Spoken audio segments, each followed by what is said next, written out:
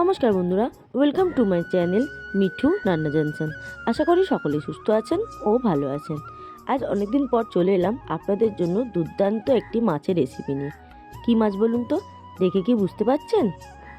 ভোলা মাছ। আজ আমি আপনাদের ভোলা মাছের ঝাল করে দেখাবো। দারুণ সুস্বাদু লোভনীয় এই ভোলা ভেটকির ঝাল অতি অবশ্যই একবার এইভাবে করে খাবেন।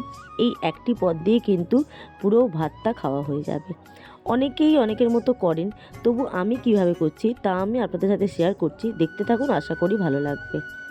ভোলা মাছ এখানে আমি 4 পিস নিয়ে নিয়েছি। 4টে ভোলা মাছে খুব ভালো করে কেটে ধুয়ে পরিষ্কার করে নিয়েছি। তারপর এই ভোলা মাছের মধ্যে দিয়ে দেবো সামান্য পরিমাণে লবণ আর দেবো সামান্য পরিমাণে হলুদ। লবণ হলুদ দিয়ে খুব ভালো করে মাখিয়ে রেখে দেবো মিনিট 10-এর জন্য। খুব সুন্দর করে আলতো হাতে আমি বেশ ভালো করে মাছের চারদিকটা লবণ হলুদ মাখিয়ে নিচ্ছি। লবণ হলুদ মাখিয়ে 10 মিনিট রেখে দিয়েছিলাম। তারপর ফিরে এলাম।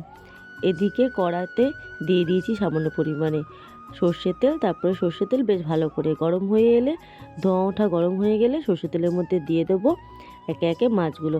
সবকটা মাছ একসাথে দেবো না, সবকটা মাছ একসাথে দিলে গায়ে লেগে যাবে, তাছাড়া ভালো মতো ভাজাও হবে না। তাই দুটো মাছ এখন আমি দিচ্ছি। দুটো মাছ খুব ভালো করে দিয়ে এপিট ওপিট করে ভেজে নেবো। তারপর আরও দুটো পিস দিয়ে দেবো। একটা দিক খুব সুন্দরভাবে ভাজা হয়ে গেছে, এবার উল্টে দিচ্ছি। দেখুন কত সুন্দর লালচে রং হয়ে এসে গেছে। এইভাবেই লালচে করেই মাছগুলো ভেজে নিতে হবে।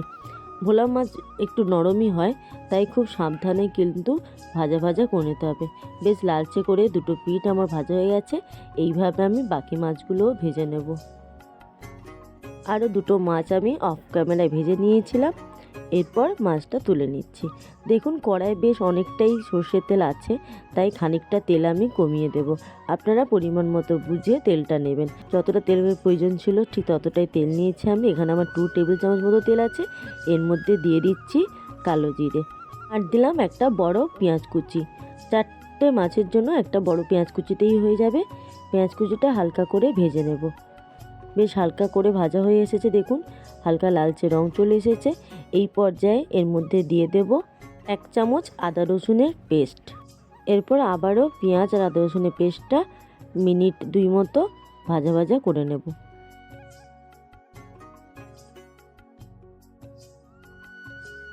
এরপর দিয়ে দিচ্ছি টমেটো কুচি। আপনারা টমেটো পেস্টও করে নিতে পারেন, আমি এখানে টমেটো কুচি করে দিচ্ছি। টমেটো কুচি দিয়ে দেবো সামান্য পরিমাণে লবণ। লবণ দিলে টমেটোটা খুব সুন্দরভাবে তাড়াতাড়ি গলেও যায়। সামান্য পরিমাণে লবণ দিয়ে দিলাম। এরপর আবারও বেশ সুন্দর করে মশলাটা কষে নিচ্ছি। মিনিট 2 টমেটো, পেঁয়াজ, আদা রসুন সব কিছু ভেজে নিলাম। বেশ সুন্দরভাবে তেল ছেড়ে এসেছে, টমেটোও গলে গেছে। এই পর্যায়ে দিয়ে দিলাম সামান্য পরিমাণে হলুদ গুঁড়ো আর দেবো সামান্য পরিমাণে লঙ্কা গুঁড়ো। আপনারা যেরকম ঝাল খান সেরকম বুঝে দেবেন। এবার হলুদ আর লঙ্কার যে একটা গন্ধ থাকে সেই গন্ধটা যাওয়া পর্যন্ত আবারও মিনিট 2 মতো কষে নিচ্ছি। বেশ সুন্দরভাবে মশলার রঙও চলে এসেছে আর খুব সুন্দরভাবে তেলও ছেড়ে গেছে। মশলা কিন্তু একদম রেডি হয়ে গেছে। এই পর্যায়ে দিয়ে দেবো গরম জল। আপনারা চাইলে ঠান্ডা জলও ব্যবহার করতে পারেন, কিন্তু ঠান্ডা জল দিলে তরকারির স্বাদটা সামান্য একটু ডিসব্যালেন্স হয়ে যায়। কিন্তু গরম জল দিলে খুব ঝটপট করে তরকারিটা ফুটেও যাবে আর রান্নাটাও কিন্তু তাড়াতাড়িও হবে আর স্বাদটাও কিন্তু বজায় থাকবে। দেখুন সামান্য পরিমাণে জল দেওয়ার পর দিয়ে দিলাম 2-3টে কাঁচা লঙ্কা। কাঁচা লঙ্কা দেওয়ার পর মিনিট 2-3 মতো রান্না করে নেব। দেখুন বেশ সুন্দরভাবে ঝোল ফুটে এসেছে। এই পর্যায়ে দিয়ে দেব ভেজে রাখা মাছগুলো। এই ভোলা মাছের ঝাল কিন্তু একটু মাখোমাখোই ভালো লাগে, তাই জলের পরিমাণটা বুঝে দিতে হবে। সমস্ত মাছ দিয়ে দিলাম। মাছ দিয়ে আরও মিনিট 2-3 মতো রান্না করে নেব। মাছের মধ্যে ঝোলের যে ফ্লেভারটা সেটা চলে যাওয়া পর্যন্ত রান্না করে নিতে হবে। বেশ মিনিট 2-3 মতো আমি রান্না করে নিচ্ছি।